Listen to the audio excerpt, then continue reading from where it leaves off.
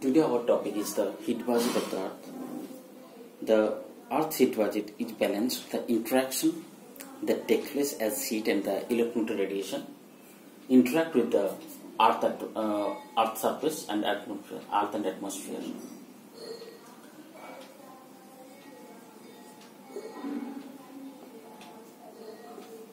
And this heat balance and this energy, how it is interact with the Earth surface and goes back to the outer atmosphere and maintaining it balance, we need to understand through the heat budget of the Earth.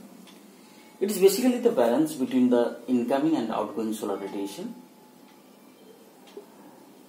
between incoming and outgoing solar radiation,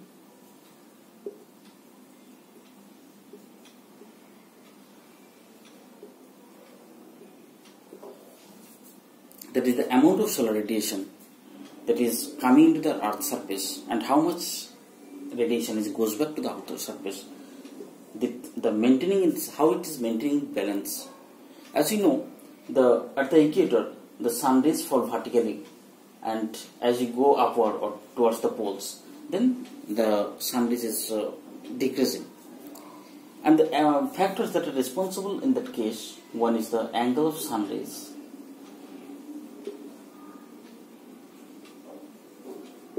That is the vertical rays that is fall on the equator. This is due to the decrease of the angle of sun rays reaching the Earth. As such, the vertical rays spread over the minimum area, they will increase the energy per unit area. When it goes towards the poles, the oblique rays fall, and therefore it covers the larger area in comparison to the vertical areas. And second one is the sunspot. That is the sunspot, solar energy radiated from the sun, for the maximum number of sunspots are formed, and this period is occur for 11 years period. So there are several scholars like Kimball, Crisfield,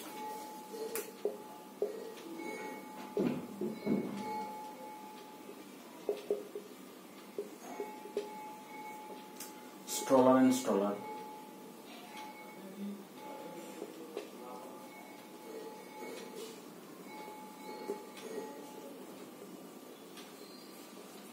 Molar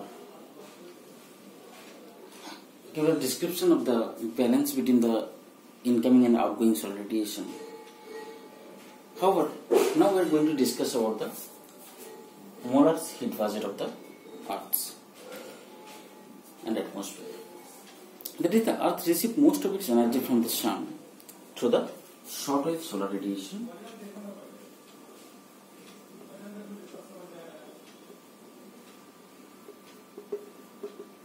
Shortwave solar radiation, and the solar energy radiated towards the Earth's surface is taken as 100% or 100 units.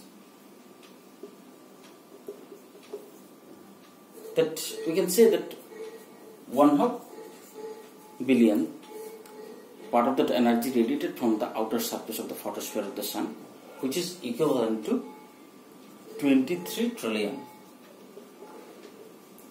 which is considered as 100% of the solar energy. According to Molar,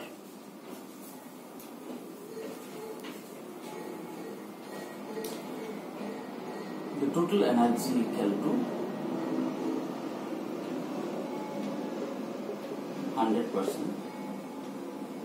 Molar says that out of this 100%, 35% goes back to the upper atmosphere through scattering and reflection, which is known as albedo. And out of this 35%, 27% reflected by clouds,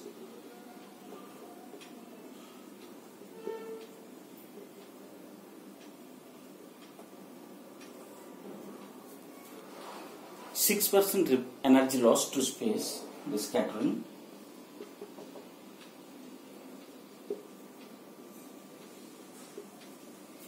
space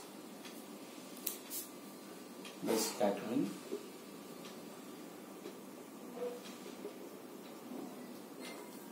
and 2% is reflected by the ground.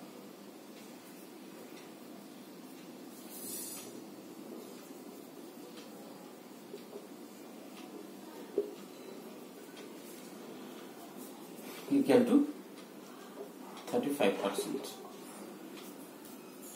So the remaining energy equal to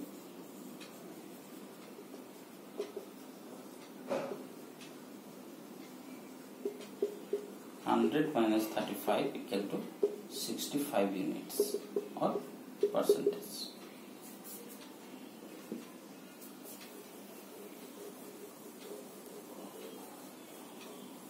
Now we have energy of stored energy is equal to 65%.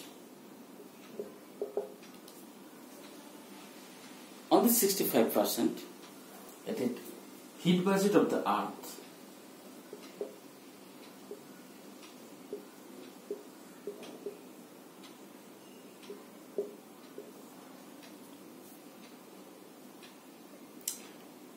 received through direct radiation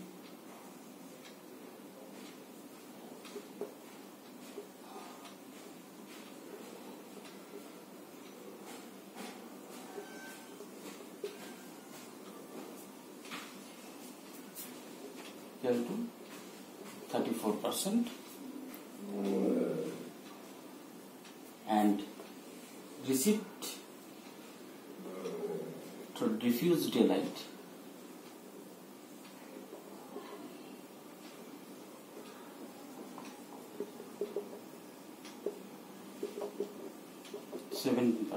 equal to 51%, and heat budget of the atmosphere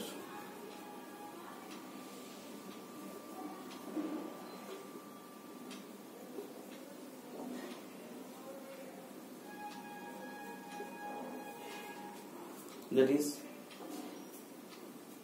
absorption of incoming solar radiation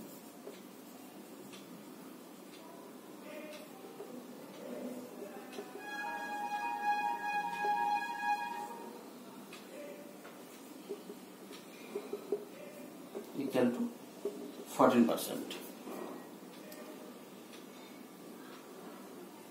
and this is so outgoing solar radiation is 34%.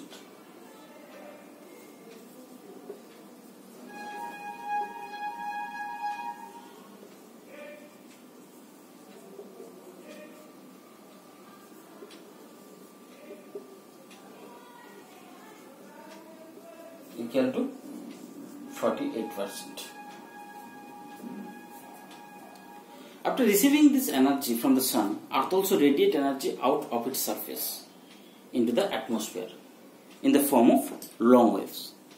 And this terrestrial radiation is also known as the effective radiation because it helps to in heating the lower portion of the atmosphere. Effective radiation. Why? Because it heating the lower portion of the atmosphere. So the energy received in the Earth surface is 51% that we have found here, and within this 51%, 23% is energy lost through radiation,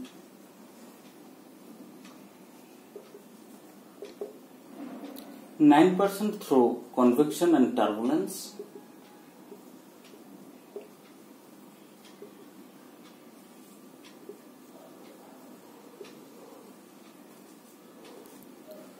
and 19% through evaporation.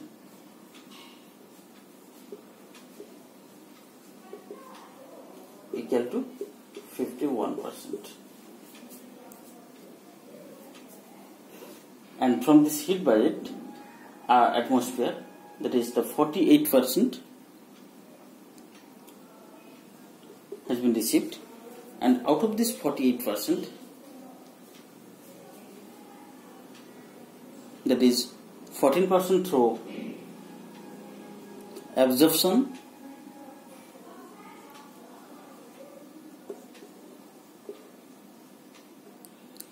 6% through effective radiation from Earth,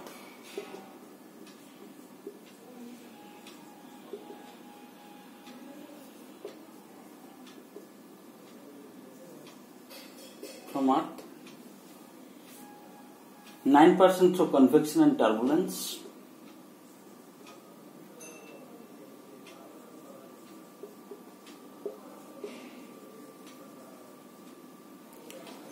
and 19% through evaporation.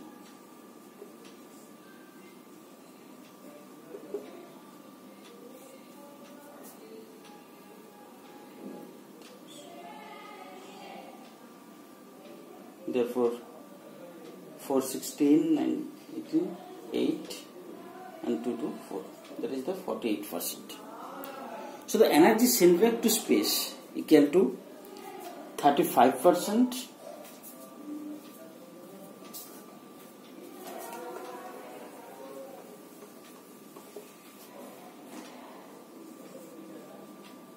plus 17% plus, so the radiation from the Earth, and 48% from the atmosphere equal to 100%. This is the overall description how the energy, 100% energy coming into the Earth's surface, and the same amount of energy goes back to the outer atmosphere in the form of long waves, is known as the heat budget of the Earth.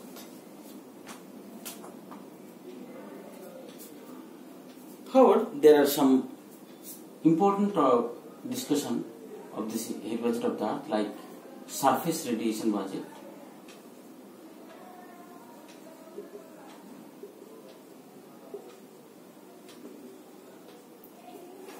That the surface rocks or the soil are partly reflect and partly absorb this incoming radiation, and this absorption leads to increase in the surface temperature. If the surface is damp, then evaporation will lead to the removal of heat by evaporation. Sometimes vegetation is also use this incoming radiation for the process of photosynthesis, and it has been estimated that around 5% of the solar radiation is used for producing biomass.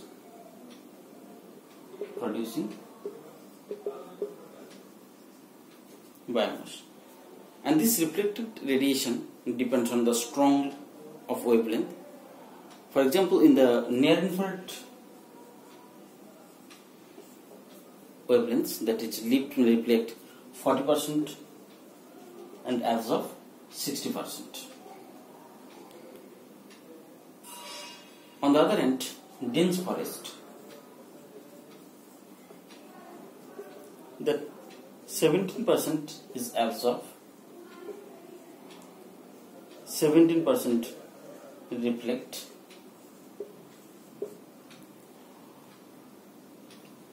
and 13% transmit to soil.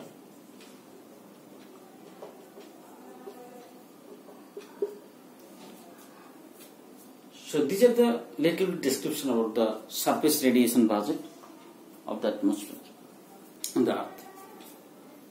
Consequently, heat, also much of the heat of the transfer to the polewards that takes place to the atmospheric circulation.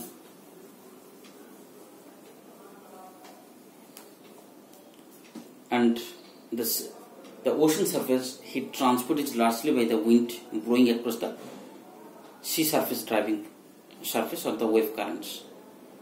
And the oceans are capable of storing this heat for a wide range of time scales and subsequently transport it to other locations. And this circulation is known as the thermohaline circulation that can store heat thousands of years through